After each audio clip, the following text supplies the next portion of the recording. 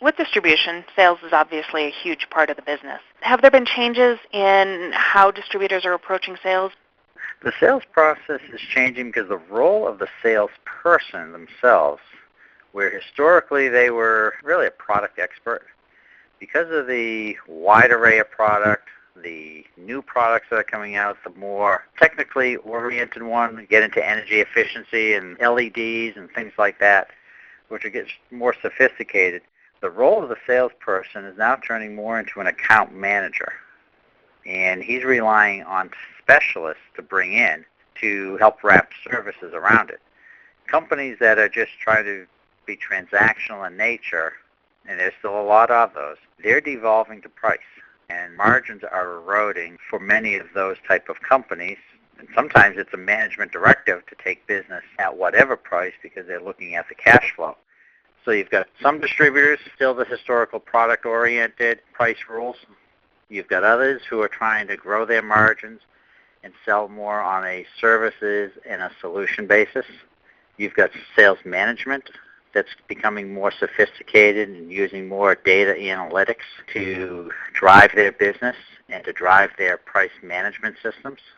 And you're getting more business card to business card selling at the top end, where higher level management is getting to know their higher level customer management more frequently.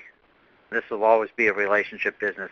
Relationships are a little bit different than it was 10, 15, 20 years ago, where it was, let's say, golf and entertainment driven. Now it's more performance driven. So how can distributors incorporate some of these changes into their business if they're trying to make those changes? Well, the first thing that someone really needs to do is they have to say, where do they want their business to be in 3 to 5 years?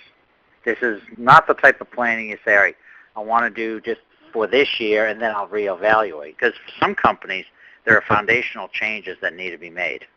In some cases, it's having the vision, it's identifying really what is the culture that you want and how to accelerate it. Sometimes it gets into human resource type issues because you have to have a good performance review system. Are your people really performing?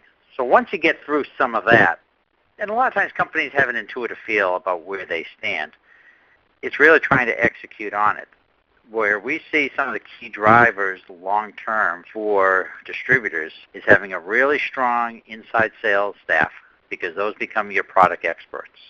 Having strong sales management, having a really strong marketing department and marketing strategy, because marketing has evolved from promotions and events to a wide array of services in driving the strategy, everything from strategy development to category management to brand management to data analytics, more involvement on the supplier side, let alone still doing communications, promotions, events, etc. So marketing becomes a key differentiator, because marketing will also go and hopefully identify customer needs and demands and develop additional products. And these additional products are really services and solutions that the company can offer that many times can be billable versus buried into the margin of an item. So those become critical depending upon your product category. Investments in inventory are important, and having a strong IT platform, because that helps you reduce your cost of servicing the customer. So those really all have to play in for someone to decide where they want to go. And then the other obviously key is they have to have a strong capital base. If you don't have a strong capital base, you got to think about what is your ability to survive looking 3 to 5 years down the line, because for the most part, general consensus is that the economy is not going to change significantly. So switching gears just a little bit, what kind of changing role is technology playing in distribution right now? Technology is impacting almost every aspect of the business now, because you need a low cost to serve, and the best way to track that is identifying your cost to serve per invoice. But you try to take much of the cost out of the business as you can and eliminate all the repetitive steps. It inevitably starts with a strong ERP system and making sure that you're taking advantage of as much of that system as you can. From talking with the various ERP systems, people like the Activents and the Infor, they consider a power user only using about 30 to 40% of their system. And in our experience, we've seen a lot of distributors are using a lot less than that. So figuring out what you're not using that could help you and be low-hanging fruit is critical there.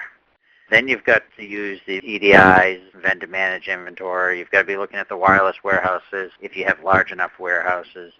You have to consider things like the e-invoicing and the e-payments. For supporting your sales staff, you've got to look at customer relationship management.